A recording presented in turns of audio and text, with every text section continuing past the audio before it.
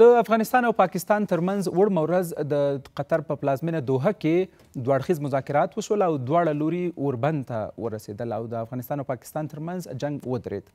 دا چې دغه مذاکرات څومره مهم وو په همدې اړه بحث لرو. په بحث کې راسره میلمانه دي د سیاسي چارو شنونکی ښاغلی شیردل پاسون او د اقتصادي چارو شنونکی ښاغلی ذبیح اسلامي. تاسو دواړو ته په بحث کې هرکلی وایي، ستړي مه شئ. پاسون صاحب، بحث له تاسې پیلوو که راته ووایئ چې د کابل او اسلام آباد ترمنځ د دوحې مذاکرات ته په کومه سترګه ګورئ؟ یا د داسې یو هیواد د دوحې میز ته یا د مذاکراتو میز ته راکش کول چې افغانستان خپل سیال نه بله او وار په وار تر بریدونو لاندې نیوه په یو ډول د امارات یا د افغانستان سیاسي بریا ده او که کوم بل څه؟ بسم الله الرحمن الرحیم. سلامونه تاسو ته او د افغانستان ټول ولس ته او میلمه ته په سلامونه ډالۍ کوم. لکه څنګه چې تېره ورځ د افغانستان امارات اسلامي دفاع وزیر او د پاکستان دفاع وزیر دوی وربند اعلان کوي. پاکستان هیڅکله په دغسې فکر وهن باندې نه و چې افغانستان په دومره جایګاه باندې او په دونې ضعیف باندې او موږ یو حاتمي قدرت یو په موږ باندې به داسې برید وکړي او موږ سره به غچ واخلي. دا اصلا پاکستان ته افغانستان تاریخ سم نه دی مطالعه کړی. موږ چې د سوزرن کله تاریخ ادعا کوو چې دونه تاریخ لرو، خو موږ څو برقدرت په خپل په مرور زمان باندې هغو ته ماته ورکړې ده. که د اسکندر مقدوني راواخو، که د چنګیز دورې راواخو، که د انګلیس دورې راواخو، که د شوروي، که جام وس امریکا، دا هغه هېوادونه وو چې په نړیوال اوژمن کې د یو برقدرته وو. خو هم پاکستان همیشه د افغانستان د خالیګاه افغانستان د بې اتفاقۍ څخه همدا ګټه اخیستې ده. اصلا یوه خالیګاه په موږ کې همدا ده چې یو تعداد زموږ سیاسیون هغه چې اوس بهر میشت کې ناست دي، هغو هم دغه چانس پاکستان ته په لاس ورکړی وو. که زه د ژوندی مثال درته وایم، که د پاکستان جګړه چې د افغانستان جګړه کله چې دغه روسیې سره و په 1999 کې وخت چې پیل سول، همدغه مجاهدین لاړه پاکستان ته پناه وړل، هماغو په خوښ و پاکستان واخیستی، حکومت یې جوړ کړی، ورته خپل دغه کوم نظامي وسایل و تجهیزات و هغه پاکستان باندې وپلورل. دوی دا فکر کوي چې امارت اسلامي کېږي هغه زموږ ژمنې زموږ سره کومه چې دلته دي موږ سره راکړه ورکړه درلوده، موږ سره یعنې دونې مو ساتلې وه، دوی به دا عملي کړي. نه، دا افغانان دي. افغانان هیڅکله خپل د خاورې نه تېرېږي، یوه لیش هم نه تېرېږي. چې څومره پاپوشاري په موږ باندې دی وارد دی، که اوس خوا د دې اتومي وسله لري، موږ یو نسبتا هېڅ نظامي ځواک مو ډېر ضعیفه دی، خو بیا هم خپل غرور و غیرت و. د افغانستان هر وګړی دا مسؤلیت لري چې خپل د نظام تر شا، خپل د ولس تر شا، خپل د خاورې تر شا به درېږي. ځکه دا مو خاوره ده، دا مو د نیکهګونو په دې کې مړه سوي دي، موږ روزل سوي یو، موږ په دې نامه نه یو روزل سوي چې خدای مکې خپل خاورې باندې معامله وکړو، په دې نامه نه یو روزل سوي چې خپل خاوره پاکستان ته یې هلاکو. نو پاکستان باید دغسې عبرت واخلي، خپل د غلطو سیاستو، خپل د شوم هدفو وګورئ پاکستان کې سره کوم ناورین روان دی، خپل داخلي مسایلو کې دوی څومره ستونزې لري، هم اقتصادي انزوا سره مخ دی، هم د سیاسي انزوا سره مخ دی، او هم د ولسي انزوا سره مخ دی. یعنې د دوحې مذاکرات د افغانستان لپاره یو سیاسي بریا بلکل بالکل ګټه دا و. د تر ننه داسې ځان ته نه بولل چې افغانستان حکومت به زموږ سره داسې سره ته ورسېږي، داسې خبرو ته ورسېږي چې موږ به درېمګړی هېواد به موږ مذاکرات کوي. ګټه چا وکړه په مذاکراتو کې، کابل که اسلام آباد؟ ګټه موږ کړې ده، ځکه چې زه ګټه مو دا ده، پاکستان هوایي موږ حریم نقض کړي. دوی فکر نه کوي چې زه به دغه افغانستان حکومت به موږ سره دا غچ واخلي. خو په ډېر منازع سیستم باندې کله چې افغانستان نظام ځواکونه خپل غچ اخیستی، د نورستان راونیسته د بارمچې پورې په یو کومه د برید کوئ. دا په دې معنی و دغه موږ هغه یووالی او موږ دغه وشوئ، موږ اتحاد یې وشوئ، او پرته په هغه نظامي ځواکونه ټول افغان ولس که مخالف و که هغه یو هغه مخالفین وو چې بیخي د افغانستان د خاورې ته ژمن نه وو، کله 100 کاله چې ژمن نه وو، یو هغه خپل دریځ بدله کوي. نور که واقعي افغانان ټول خپل دریځ د پاکستان مقابل کې روښانه کوي چې دا نظام تنها نه دی، د دې په شا باندې ولس هم ولاړ دی، خلک ټول ورسره ولاړ دي. ته که هر کار کوي، که هوایي اقدام، که د هوایي حریم موضوع داسې وایي، که دی وایي زه ته پاکستان وایي زه ډېر قوي یم، که په هوایي حریم باندې یو هېواد خرابېدی، نن به غزه بیخي په مځکې په سر به نه وایي چې اسرائیل په د 2 کاله کې شپه ورځ بمبارونه په هغو باندې وکړل. ډېره زیاته مننه. اوس هم هغه غزه هغه بالاخره اسرائیل دې ته کښېنسته چې مذاکرات سره وکړي، یو دایمي وربند ته ورسېږي. نو پاکستان باید دغسې یو عبرت واخلي. دا ځل که استنبول که فرض که په دوحې کې موږ مذاکرات سره وکړو، شاید بل ځل موږ میکانیزم بیخي بل چلند دي، که دوی خپل په وعدو باندې ژمنه ونه کړي، خپل په وعدو باندې بیا نقص وکړي، بیا به دغسې عکس العمل سره مخ کېږي. ډېره مننه کور مودان. اسلامي صاحب که تاسو ته راسو، اوربند وسو د کابل او اسلام آباد ترمنځ لومړي پړاو مذاکرات پای ته ورسېدل. اقتصادي اړیکو ته که راسو، د افغانستان او پاکستان ترمنځ تجارت اوس په کوم حال کې دی؟ سلامونه او نیکې هیلې تاسو ته میلمه ته او د افغانستان ولس ته اصلا خو مونږ او تاسو د اقتصاد د لحاظه که سیاست قوي کیږي که روابط مونږ قوي کوو اصلي لامل د هغې څه شی د اقتصاد دی که مونږ او تاسو د هر یو ملک سره څومره سیاسي روابط قوي کوو باید زموږ اقتصاد قوي وي خو په یو حساب سره د افغانستان اصل چې دی دغه افغانستان او د پاکستان هغه چې دی څه ورته تجارت چې دی دا د یو مشترک اقتصادي تجارت دی او هغه یو مشترک بازار لري دې په معنا دا ده چې بعضې تولیدات چې هغه د معیار د نړیوال معیار په اصولو باندې چې هغه د آیزو سټنډرډ دی په هغه باندې نه تولیدیږي د افغانستان د پاکستان دپاره د افغانستان بازار یو ښه یعنی پلورونکی بازار دی چې دغه تولیدات پلوري او بل د پاکستان دپاره یوه لاره دا ده چې هغه یو مستقیمه ترانزیټي لاره نه لري چې هغه د منځنۍ اسیا سره وتړي او هغه مستقیما په هغه باندې تجارت وکړي هغه حتما افغانستان ته څه ورته وایي مجبور او مکلف دی چې د افغانستان سره خپل سیاسي روابط ښه کړي تر څو دغه ترانزیټي لاره چې هغه نور آسیایي هیوادونه یا منځنۍ هیوادونه هغه سره تړي او په دې باندې هغه وکړي نو یعنې د اقتصادي سیاست د نګاه نه خو افغانستان په پروني هغه کې وګټله په دې خاطر باندې چې اصلا مونږ د پاکستان سره ناسته ونه که قطر او ترکیې چې دی افغانستان ته پاکستان کېنوو د دې په خاطر باندې چې د پاکستان اوس هغه مخکې چې پاکستان څومره اقتصادي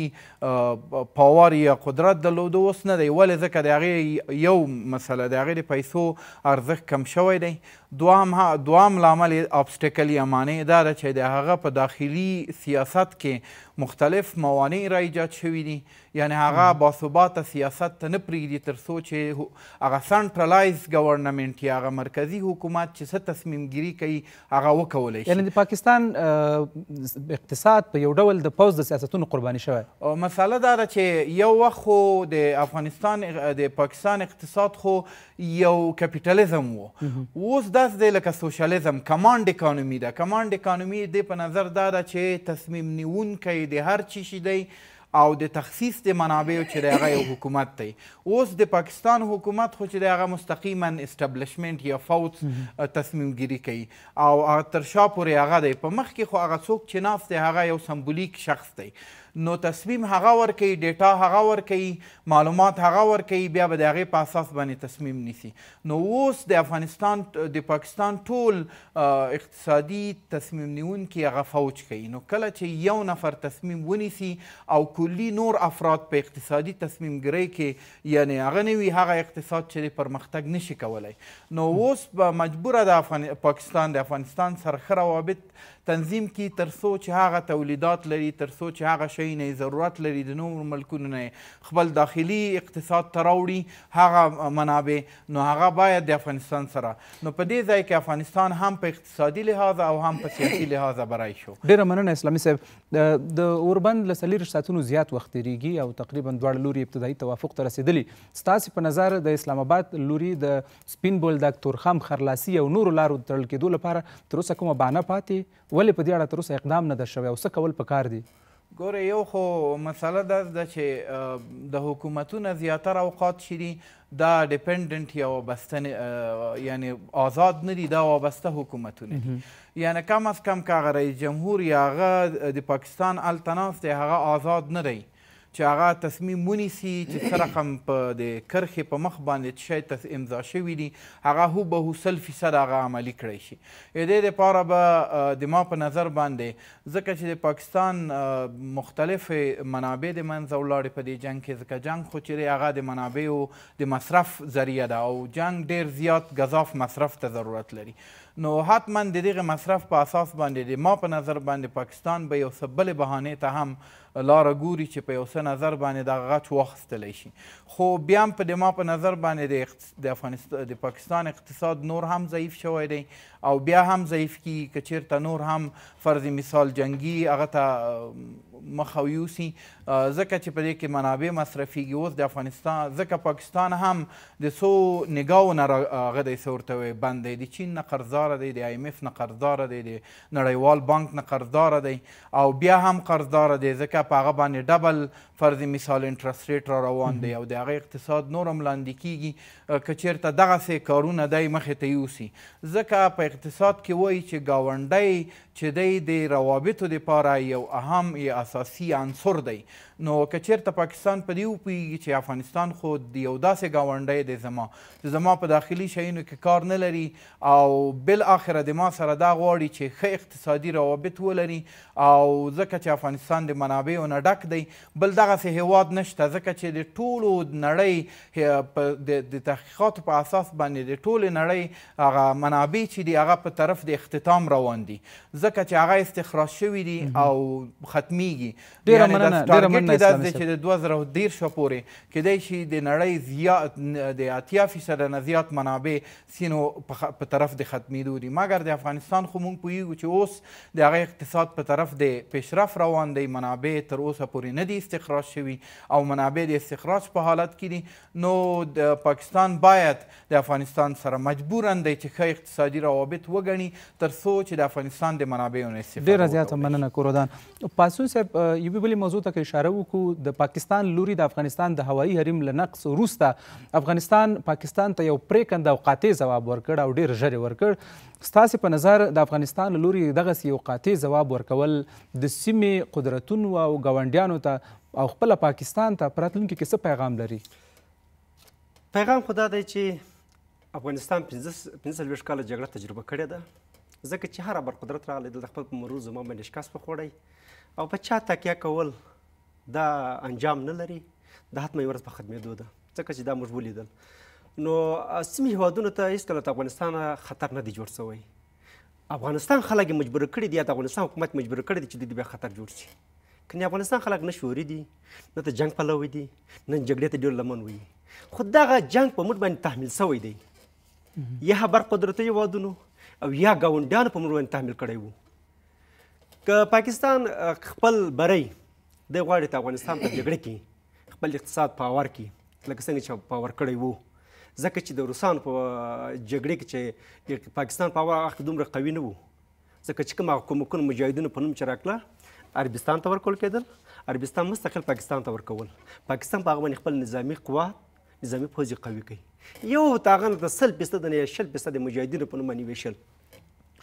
دغه افغانستان د مجاهدینو په وژو او افغانستان د مجاهدینو په پیسو باندې دی دغه نن دغه قدرت ته ورسېدی. خو هم دی کله کله دا په خطاب کې وایي چې افغانان زموږ سره ناجایزه کوي. افغانان هېڅکله ناجایز چا سره نه ده کړې. افغانستان غېږه هر چا ته خلاصه ده و که بد دې راته وکتل که چپ دې راته وکتل جواب در کوم، که غېږ دې را خلاص کړه غېږ درته خلاصوم ځکه چې زه یو مصرفي هېواد یم، ټولو هېوادو سره ښه اړیکې غواړم، ام اقتصادي ام سیاسي ام نظامي. کله چې ته زما نظام ته کومه نظامي ځواک ته خنډ جوړوي یا زما سیاسي اړیکې د خنډو سره مخ کوي، زه به خامخا تا سره جواب اخلم. نه چې په نړیوال سټیج کې هلته زما چوکۍ خالي ده، همیشه پاکستان هلته ما باندې دا تورونه لګولي دي ځکه چې د پاکستان د همدغه کارونو هغه اصلي هدف او موخه اصلي هدف دغه د پاکستان د اقتصادي انزوا سره مخ دی. اوس غواړي چې بیا ته برقدرت کله امریکا واري دغسې یو قدرت پروژه به په غاړه واخلي افغانستان ته د جنګ راوړي. د هېڅ هدف نه دی. افغانستان ملکي اداره کوم واک نه لري. مثال به دا درته وایم چې ایت مدیره فلم په قطر کې ناست وو، دوی بیا زموږ خاوره نقض کړه باوجود چې 48 ساعته اوربند شوی وو. اوربند پروسه ویلا نه وو، دوی موږ خاوره نقض کړه. دا د پوز پالیسي ده. که دوی په دغه پالیسۍ باندې دوی مخ ته ولاړ شي خو بیا به هم دغسې غبرګون سره مخ کېږي. لکه څنګه چې دا ځل قطر دوی میانجګري وکړه، فکر نه کوم چې بل ځل بیا افغانان بیا چا میانجګرۍ ته بیا غوږ ونیسي ځکه چې مجبوره کېږي چې وایي په تنګ راغلم په جنګ راغلم، زه دې مجبوره کړلم چې خپل د خاورې دفاع وکړم، زه دې مجبوره کړم چې ستا باندې زه به تعرض کوم. که ته ما ته لاس را نه وړې، که ته ما مجبوره نه کړې، زه هېڅکله د جګړې پلوی طرفدار نه وم نه پلوی وم، خو زه تا دغه جګړې ته مې راکشوي. موږ همیشه امارت اسلامي خپل پیغام خپل د رسول دا پیغام یې ورکړی دی چې هیڅ نړیوال قدرتونه که منطقي هېوادونه دي ګاونډیان دي زموږ د خاورې دي دغه اطمینان حاصله کړي چې خطر دوی ته نشته. خو هم پاکستان کې چې کومه کله برید کېږي دا ټول پړاو خپل په عوام حکومت باندې اچوي یا په افغان نظام باندې اچوي دا خپل داخلي موضوع ده دی چې خپل ولس سره مشکل لري خپل د سیاسي ګوندونو سره مشکل لري نو په دې کې افغانستان حکومت څه ګرام دی افغانستان ولس په دې کې څه ګرام دی د افغانستان هغه بې ګناه وګړي څه ګرام دي چې ته بمبار پکوي دا خو ستا مشکل دی خپل پالیسۍ کې تغیر راوله یعنې د ټي ټي پي په اړه د پاکستان د حکومت څرګندونې چې په افغانستان کې شتون لري یا افغان حکومت یې سپورټ کوي ناسمې دي دغه څرګندونې دوی په جمهوریت کې هم کولې اوس په 14 کال کې امارت راغلی دی په جمهوریت کې هم دغه څرګندونې کولې چې کله برید به وسو ول دا افغانستان سازماندهي شوی دی نن هغه دوی په اثبات ونه رسول نه په جمهوریت کې به اثبات ورسول نه اوس په اثبات رسولې ده کله په نړیوال سټیج دی چې ما باندې تور لګوي چې په افغانستان کې تورسي ډلې فعالیت لري دا ټوله منطقي هېوادونو ته خطر دی چاته مې خطر پیښ کړی دی زما سره د پاکستان پرته ستانه 15 هېوادونه ما سره نور هم سره مرزونه لري ولې هغه هېوادونه ورته شکایت نه دی کړی چې افغانستان خلک یا د افغانستان نظام موږ ته خنډونه جوړ کړي دي خو ته پاکستان چې کله ماته ګوته ونیسي کله به باندې برید کوي او بې له هوایي حریم نقض کوي راته نه کوم قانوني دلایل لري نه کوم منطقي دلایل لري ته راسې په باندې برید کوې زه مجبوراً چې خپل خج په ستا سره اخلم دا د افغانستان ولس په دغه رقم به چې سل کال د مخالفین ته ناسته جوړه کړي ځای ورته برابره کړي افغانستان ولس نه ویشل کېږي دوی خپل په خاورې په مقابل کې خپل د امنیتي ځواکونو د ملاتړ په مقابل کې بیا یو متحد یو که موږ کوم اختلافات لرو هغه زموږ داخلي موضوع ده خو هم د خاورې په مقابل کې خپل د ځواک ته شا خپل د امنیت ته شا خپل د نظامي قوات ته شا به درېږي افغانستان هر وګړی دا مسؤلیت لري ځکه چې دا مې خاوره دلته روزل شوی یم دلته مې تحصیل کړی دلته مې تعلیم کړی دی او دا خاوره باندې حق لري د مور حیثیت لري زه باید خپل د خاورې دفاع وکړم نو دا خو په دې معنا نه ده چې پاکستان زه هر غوښتنې ته لبیک ووایم نو تم بس که به خپل د شومو سیاستو خپل د شومو هدفونو لاس واخله که سیاسي اړیکې در سره پاللې که تجارتي اړیکې در سره پاللې زما دروازه خلاصه ده نن چې ته خپل د افغانستان د میوو وخت راسي ته په افغانستان باندې ټول خپل دروازې وتړې ډېره زیاته مننه ډېره مننه پاسون صاحب کورودان اسلامي صاحب یو بل اقتصادي موضوع او ډېر مهم بحث هغه د دروازو له تړل کېدو وروسته د عامو خلکو زیانمن کېدل دي د افغانستان بازار په تېرو 10 ورځو کې څومره زیانمن شوی دی په بازار کې هغه د کوم توکي چې له پاکستان نه افغانستان ته واردېدل او هغه توکي چې په افغانستان کې خپله نه تولیدېږي له نورو هېوادونو نه راځي بازار باندې اغېزې او تاثیرات څومره دي او عام خلک څومره زیانمن کړي دي دغه پرېکړې ډېر ښه سوال و اصل خو په اقتصاد کې یوازینی هغه داسې ده چې یو ملک ټول خپل هغه ضرورتونه په خپل داخلي تولیداتو نه یا د داخلي منابعو نه نشي پوره کولی مجبوره ټوله دنیا ګلوبلایزیشن یا نړیوالتوب ته حرکت کړی دی او ټوله دنیا ضرورت لري چې د نورو ملکونو سره د اقتصادي روابطو په اساس باندې خپل ضرورتونه د تجارت په اساس باندې تضمین کړي نو دا خو بهتره خبره ده چې کله دروازې بندې شي د یو ملک او د دوو ملکونو ترمنځ چې یو اقتصادي روابط وي هلته دغه توکو چې هغه تولیدیږي په بل ملک او بازار ته رامنځته راځي نو د افغانستان د پاکستان هغه تولیدات چې په افغانستان کې نشي تولیدېدلی او افغانستان یې جوګه نه دی چې هغه تولید کړي او هغه د افغانستان بازار ته راشي او کله چې د دروازه بنده شي د هغه تبادله صورت نه نیسي نو اصلي اولینی غټ هغه چې د په اقتصاد کې چې په خلکو باندې هغه فشار واردېږي هغه د قیمتونو لوړوالی دی ځکه دلته خو تا ته اوس معلوم دی چې د افغانستان د ټولو د افغانستان دغه د وګړو دغه انکم یا فرض مثال عاید چې دی دا د پاورټي یا د غربت د لاین لاندې دی او هغه دومره پرچیزنګ پاور یا د قدرت د استعداد د خرید نه لري نو کله چې قیمتونه لوړ شي نو هغه بیا نشي کولی ځکه دا خو معلومه ده چې د یو شي عرضه کنټرول کې بیا اتومیټیکلی په قیمت باندې تاثیرات واردوي کله اقتصادي روابط یا دروازې بندې شي نو دلته په قیمتونو باندې تاثیرات واردوي ولې په افغانستان باندې قیمتونه په تولیداتو باندې ډېر تاثیرات هغه کوي بدبختانه افغانستان یو وسیع اقتصادي روابط د زیاتو دنیا سره نه لري د مختلفو هیوادونو سره که چیرته افغانستان د زیاتو هیوادونو سره تجارتي اړیکې درلودلی په افغانستان په داخلي بازار کې به متبادل هغه څه ورته وایي تولیدات موجود وو. که چېرته د پاکستان تولیدات د افغانستان مارکیټ ته نه راتلی نو د هغې په ځای باندې د همغه تولیداتو په ځای باندې به متبادل تولیدات موجود وو او قیمتونو باندې به دومره زیات تاثیرات نه درلودل. نو دغه مسله ده چې بله دا ده چې پاکستان د دا فکر نه کوي چې مثلا که مونږ فرض مثال دروازه بنده کړله د مونږ اقتصاد ته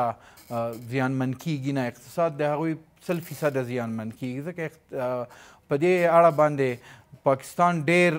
فرض مثال هغه ګمرکي لارې نه لري چې په هغه باندې خپل تولیدات تیر کړي. د هند سره یې لري او د هند سره یې هغه شخړه ده هغه نه پرېږدي، نو په دې باندې د هغه هم اقتصاد زیانمن کیږي، خو د افغانستان په مقابل کې زیات زیانمن کیږي. نو دا ده چې د افغانستان د امارت اسلامي نه موږ تقاضا دا ده چې هغه د ډیرو هیوادونو سره چې هغه اقتصادي روابط قایم کی تر څو د افغانستان د مارکیټ هغه متبادله فرض مثال ضرورت باید پې پوره شي او مونږ پوره په پاکستاني تولیداتو باندې ولاړ ونه اوسي. ډېره زیاته مننه کورودان. پاسون صاحب یوه مهمه موضوع دا وه چې د افغانستان او پاکستان ترمنځ د ډیپلوماسۍ ژبه د جنګ په ژبې بدله سوه او یو بل سره مستقیما ونښتل. اوس اوربند شوی، په راتلونکي کې د افغانستان لپاره او د پاکستان لپاره څه کول پکار دي تر څو د جنګ ځای ډیپلوماسي ونیسي او له جګړې څخه ډیپلوماسي مخکې سي؟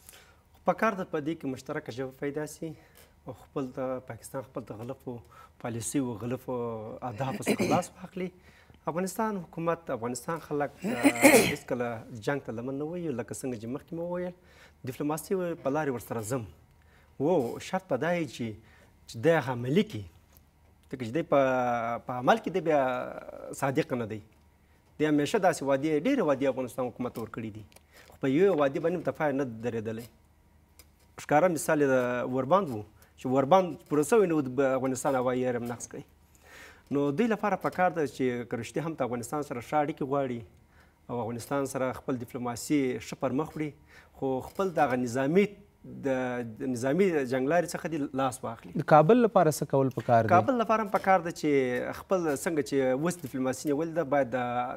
بهرنی سیاست یې باید دریځ روښانه وي د ټولو هیوادو مقابل کې، چې موږ د ټولو هیوادو سره ښه اړیکې غواړو، سیاسي اړیکې غواړو، مشترکه ژبه د ټولو سره باید پیدا کړو. په راتلونکي کې یو ځل بیا په اسلام آباد باندې د پخوا په څېر باور کېدلی شي؟ په پاکستان باندې خو په اصلا کې باور نشته، اعتبار وړ نه دی، ځکه چې پاکستان پار دغسې مادې کړي دي او ژمنې کړي دي، ژمنې ماتې کړي دي، ځکه چې اعتماد نسو به کولی. وګوره دا ځل چې پاکستان د خپل په دغه د قطر هېواد کې چې دا مذاکرات وسول چې آیا د دغو په مذاکراتو په دغو منځګري باندې دغه مادې ته د ژمن پاتېږي که نه پاتېږي. زه خو د افغان په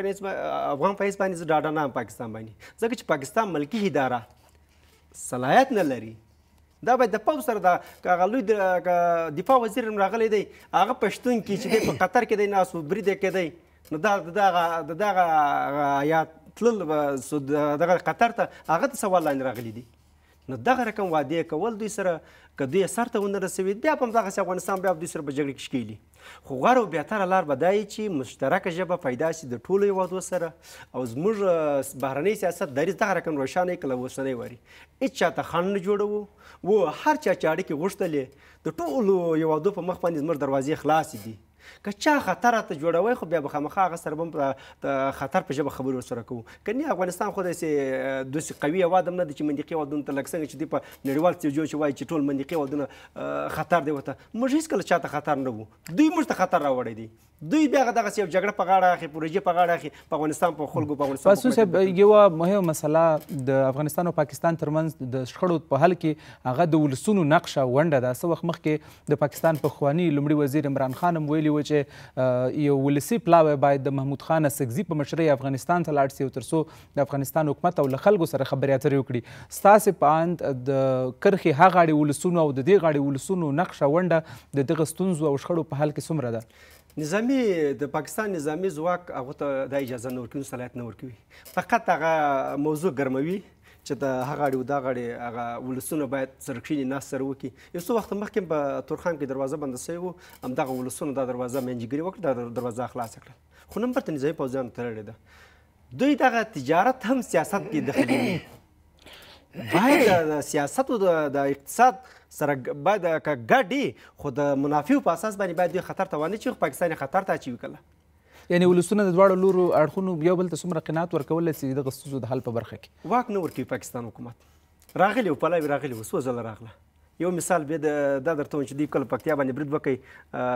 د پاکستان د بهرنۍ چارو استازی صادق په نوم باندې چې افغانستان کې شتون درلودی په اورګون باندې بمبارد و. ډېره زیاته مننه کورودان پاتسون صاحب. سلامت. اسلامي صاحب د تورخم دروازې او سپین بولدک له دروازو درل کېدو وروسته همیشه افغان سوداګر عوام خلک په ستونزو کې وي. په تېرو څو کلونو کې ان تر دې چې څه وخت وړاندې تقریبا یوه میاشت دا لاره بنده وه، اوس بیا د 10 ورځو لپاره بنده ده. افغان سوداګر یا افغان حکومت ولې د پاکستان پر ځای پر بدیلو بازارونو یا بدیلو لارو باندې فکر نه کوي؟ او که په بدیلو لارو فکر کوي د افغانستان لپاره به بهترین انتخاب څه وي؟ منځنۍ اسیا، هند، ایران او که کوم بل څه؟ مونږ او تاسو د اقتصاد د نګاه نه د تولیداتو د وجې نه مونږ دغه هیوادونه چې دي په څو کټګریو تقسیموو. یو هغه کټګري دی چې هغه مصرف کوونکي هیوادونه دي، یو هغه د تولیدونکي هیوادونه دي. نو افغانستان خو زراعتي اقتصاد لري او هغه همیشه په زراعت باندې ولاړ دی او دغه د افغانستان چې د پاکستان سره کوم روابط دي هغه همیشه زراعتي توکي د افغانستان نه تولیدیږي وړل کیږي پاکستان ته. نو زمونږ خو اول خو ایران چې د ایران خو خپل داسې یو هیواد دی چې هغه په داخلي اقتصاد باندې ولاړ دی او هغه هر څه خپله تولیدولی شي، په خپله یې مارکیټ ته وړلی شي. نو د مونږ نه ښه هغه چې دی دغه هیوادونه چې ازبکستان، ترکمنستان، دغه هیوادونه د افغانستان دپاره یو ډېر ښه بازار دی، ځکه چې هغه شیونه چې هغوی تولیدوي افغانستان ورته ضرورت لري او هغه میوې او شی زراعتي توکي چې افغانستان تولیدوي هغه په هغه هیوادونو کې نشته او هغه ورته ضرورت لري. نو منځنۍ اسیا د هیوادونو یا د ازبکستان او تاجکستان بازار د افغانستان لپاره څومره ارزانه دی نسبت له پاکستان نه قیمته دی؟ تجارانو ته زیان اوړي نه اوړي په دې برخه کې؟ دا خو داسې دی چې دې ته اپورچونیټي کاسټ وایي، یعنې معنا دا دی چې د یوه شي د حاصلولو دپاره ته باید یو بل څه ته قرباني ورکړې. تر هغه نه چې پاکستان ته یو توکي په ارزانه شکل باندې لیږې او هغه هلته فرض مثال د حمل نقل یا د وسایلو هغه کاست مصرف کم راځي، ته دې نه چې په هغه وخت کې چې د تا هغه سپلای یا عرضه دومره ډېره وي چې د تا مارکیټ ورته ضرورت نه لري، نور مارکیټونه ضرورت لري او ته هغه باید هغه مارکیټونه تولید کړي په افغانستان کې، هغه د پاکستان د خپل سلف انټرست په اساس باندې دروازه در باندې بنده کړي، دا شیونه همدغلته سپلای زیاته شي، په ډېر کم قیمت باندې په داخلي مارکیټ کې خرڅیږي. په هغه صورت کې هم فرض مثال هغه دهقان چې هغه دومره زحمت په ایستلی دی هغه ته نقصان رسیږي. نو د دې په ځای باندې که لږ قیمت د حمل نقلیه وسایلو په اساس باندې که لږ قیمت یې لوړیږي پروا نه لري چې مقصد مارکیټ کریټ شي یا مارکیټ جوړ شي. په وارداتو کې بیا د افغانستان لپاره منځنۍ اسیا هیوادونه څنګه دي؟ تاجکستان او ازبکستان هغه توکي چې موږ له پاکستان څخه افغانستان ته راواردوو که د دې پر ځای دا له منځنۍ اسیا هیوادونو څخه راوارد کړو د افغانستان د بازار او د تجارانو لپاره څومره مهمه ده؟ فایده یو نقص یې دا دی چې لږ قیمت لوړیږي، خو فایده یې دا ده چې د هغوی په اساس باندې موږ ته ډېر زر د هغې عرضه کیږي. تر څو د یو جنس عرضه چې مارکیټ ته ډېر زر وشي، یعنې معنا دا ده چې هلته هغه ضرورتونه پې پوره کیږي. څه چې پاکستان مثلا ماته یو تولید په یو میاشت کې را رسوي خو د منځنۍ اسیا نه یې په 2 هفتو کې ماته را رسیږي، دا ډېره ښه خبر ده. بله دا ده چې پاکستان همیشه نه غواړي چې د افغانستان اقتصاد باید پیشرفت وکړي یا توسعه پیدا کړي. د دې په خاطر باندې هغه غواړي چې وروره که چیرته د افغانستان د اقتصاد د نګاه نه لوړ شي، هغه په افغانانو کې دغسې استعداد الله تعالی اچولی دی چې هغه د دغه منابعو په اساس باندې چې د هغه جي ډي پي لوړیږي، په هغه اساس باندې په دې کې داسې تقویت پیدا کیږي چې د هغه په مقابل کې په ما باندې ډېرې خطرناکې سټراتیجیانې اپلای کولی شي. تاسو به کتلي وي چې یو سړی ضعیفه وي هغه هېڅکله حمله نشي کولی، خو چې هغه ته څومره فرض مثال تغذیه کوي، څومره خوراک ورکوي، هغه څومره سپورټ کوي، د هغه ته شا چې څومره کسان ولاړ وي بیا بله ورځ د هغه نه غټ هغه جوړ شوي او په هغه باندې چا زور نه رسېږي. یعنې پاکستان د افغانستان د راتلونکي غوره اقتصادي وضعیت او غوره پالیسۍ څخه په ډاره ویره کې دی. او ځکه دا تاریخ ثابته کړې په تاریخ ثابته کړې چې د داود خان ایریای عصر چې دی هغه یو تکمیل کوونکی اقتصاددانانو لیکلي چې هغه یو پیشرفته ترینه عصر د افغانستان د اقتصاد و خو ځکه چې په هغه کې ستراتیژیانې وې پلان و منابع و تولیدات موجود و نن چې وروره خلک مثلا د میټرو سیستم لري موږ په هغه وخت کې د میټرو سیستم درلودو په هغه وخت نن ملکونه چې بین المللي پوهنتونونه لري زموږ دغه کابل پوهنتون هغه وخت یو بین المللي پوهنتون و یعنې زموږ استادانو کدرې علمي خلکو خارجي خلکو ته تحصیل ورکولو نو د دې په اساس باندې هغه شی د ده دپاره کلک دی او ویره لري که چېرته افغانستان اقتصاد او د افغانستان تحصیل د افغانستان صحي سکتور چې هغه وخت کې پاکستان کې داسې ډاکټران نه وو په افغانستان کې موجود وو که چېرته توسعه پیدا کړي هغه دا ویره لري چې افغانستان هېڅکله بیا د موږ دپاره داسې یو مارکیټ نشي کېدی چې موږ خپلې سټراتیژیانې هغه کې ټیسټ کړو په هغه کې امتحان کړی شو نو پاکستان خو اوس افغانستان یې داسې بللو چې موږ که ټکنالوژي جوړوو که اسلحه جوړوو که نور هیومن ریسورس یا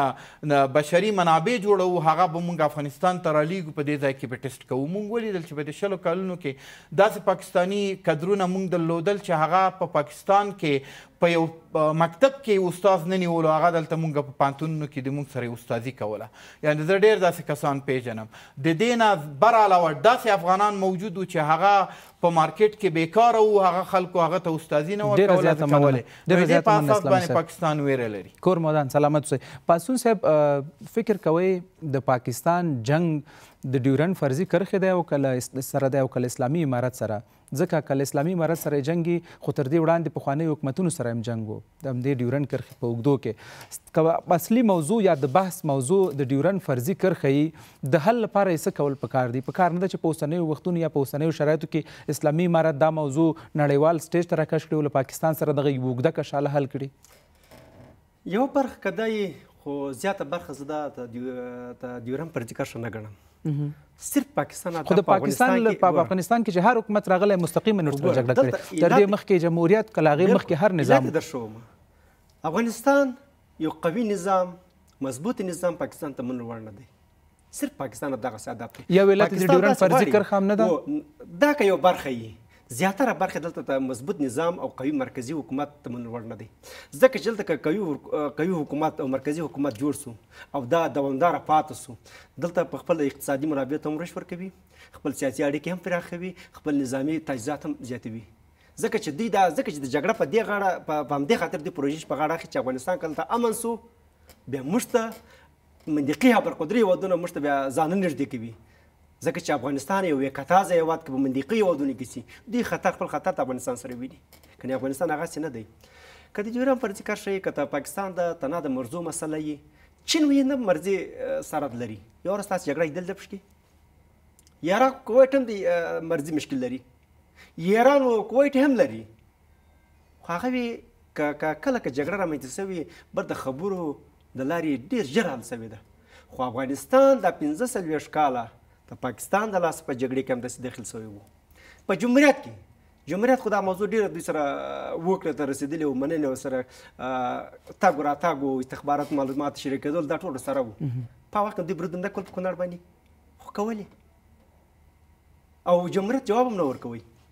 ډېره مننه پاڅون صاحب د جمهوریت په وخت کې دوی سیمې خاردار هم تېر پاڅون صاحب که په وروستیو کې د نتیجې په توګه راته ووایي د کابل او اسلام آباد لپاره په راتلونکي کې څه کول پکار دي فقط د راتلونکي دا پکار دي چې د تفاهم د لارې او د مذاکراتو له لارې دوی خپل په وعدو باندې پاکستان ژمنې چې کړي دي دا باید پایداره وي او خپل په وعدو کې باید ناکامه نه سي او یو پیغام هغه مخالفینو ته دی چې د اوس بهر یو وعدو کې ناستې پاکستان ته لابي کوي ته دغه کارونه لاس واخلئ راځئ متحد سو ته دې افغانستان دفاع وکړو ځکه چې دا زموږ د ټولو مشترک کور دی دا په یو قوم په یو سم باندې په یو ژبه نه تړي د ټولو افغانانو کور دی راځئ دلته متحد سو او دښمن مقابل کې باید موږ تاسې اختلافات سره ختم کړو دا زموږ د بریا راز دی کور ودان پاڅون صاحب اسلامي صاحب له اوربند وروسته د ډیورنډ فرضي کرښې په اوږدو کې د تجارتي لارو یا دروازو د خلاصولو لپاره د کابل او اسلام آباد لپاره وروستی اقدام څه کیدلی شي تر څو د سوداګرو ستونزې ختمي او دغه مشکل حل سي زما په نظر باندې د اقتصاد دغه کشاله چې د افغانستان او د پاکستان ترمنځ د ډیورنډ کرښې په اوږدو کې موجوده ده یا په ټولو بارډرونو کې چې د پاکستان سره مشترک سرحدات موږ لرو دا ناحل کېدونکي پاکستان سره سرحدات نه فرضي کرښې او فرضي کرښې دا هغه چې دي څه ورته وایي دا ناحل کېدونکي دي ځکه چې پاکستان بعضې خپل هغه سیلف انټرسټ چې لري هغه کلیکټیو بینیفټس چې په نظر کې نیسي هغه دا په نظر کې نیسي چې موږ د افغانستان سره باید په جګړه کې وو تر څو چې افغانستان په جګړه کې مشغول وساتو نو دا د موږ فایده ده نو د افغانستان د امارت اسلامي لپاره یوازینۍ لاره دا ده چې هغه متبادلې لارې په نظر کې ونیسي د هغه هیوادونو سره چې هغه تجارت په ارزانه د موږ دپاره تمامیږي د هغه سره اقتصادي روابط قایم کړي تجارتي روابط قایم کړي او وګوري چې کوم مارکیټونه یا کوم هیوادونو تولیدات او مارکیټونه د افغانستان د داخلي مارکیټ د سپورټ دپاره موثره دي د همغه هیوادونو سره باید روابط وساتي ځکه دا یو رسک یا خطر دی دا اوس هم چې په هغه باندې ناست دي هغوی په نظر کې نیسي چې مونږ هېڅکله باید د پاکستان افغانستان باید دغه آرام مفازات چې موجوده ده دا باید مختله کړو نو د دې په نظر کې د رسک یا د خطراتو د نظر نیولو سره باید امارت اسلامي یو متبادل مارکیټونه یا بازارونه یا هیوادونه په نظر کې ونیسي چې د بدیلو لارو او د نورو بازارونو د پیدا کېدو ترڅنګ اوس په لنډ مهال کې د دروازو د خلاصولو لپاره څه کول پکار دی چې په نن سبا یا په راتلونکو ساعتونو کې د بولدک تورخم او نورو لارې خلاصې سي خو دا خو په مباحثه او بحث کې خو هغه بحث به زه وایم دومره مثبت نه وي ځکه چې هغه اړخ چې دی یو ډامیننټ پاور غواړي چې مونږ باید ډامیننسي ولرو په همدغې ساحه کې د هغه ډامیننسي په اساس باندې زه په نه ویم چې په لنډمهاله شکل کې دی دغه معضله حل شي نو د دې په اساس باندې چې د افغانستان د تجارانو هغه داخلي منابع یا داخلي تولیدات ته نقصان ونه رسیږي باید امارت اسلامي زر تر زره متبادلې لارې په نظر کې ونیسي د نورو هیوادونو سره یعنې باید دغه کنټرکټونه ساین شي یا امضا شي تر څو چې د هغوی سره مونږ تجارت د افغانستان او پاکستان د سوداګرۍ ګډې خونې هم لري د سوداګرۍ اتاقونه هم لري جدا جدا د ډیورنډ فرضي کرښې په اوږدو کې د لارې د خلاصولو لپاره د دغو ګډو خونو او اتاقونو نقش څومره دی او څومره توانېدلي چې کامیاب اوسي ګورئ دا په اقتصاد کې چې دا یو اساسي فکټور دی او دغه خونې چې دي دا د دې لپاره نه دي چې دوی خپله راځي او تجارت کوي دا همدغه دی چې پالیسي جوړوي سټراټیژي جوړوي او هغه آبسټیکل یا موانع چې د تجارت ترمنځ واقع شوي دي هغه ختموي نو اوس باید هغه خونې چې په پاکستان کې د افغانستان د تجارتي خونو په نمایندګۍ باندې کار کوي هغه باید سهولت آمیزي وکړي هغه باید د څه ورته وایي د بحث دپاره یا د مباحثې دپاره باید لاره هواره کړي تر څو چې وغږیږي خو زه فکر نه کوم بیا هم زه وایم چې دغه د لنډمهالي شکل باندې دغه تنظیم شي نو د دې د وجې نه چې موږ د اوږدمهاله مشکل نه ختم شو موږ ته آخرینۍ لار همدغه ده چې موږ خارجي نور ښه بازارونه ښه هیوادونه پیدا کړی شو او هغلته موږ او تاسو تجارت شروع ډېره زیاته مننه کورمودان د سیاسي چارو شنونکی ښاغلی شیردل پاسون او د اقتصادي چارو شنونکی ښاغلی زبې اسلامي چې راغلی او په بحث کې مو راسره ګډون وکړ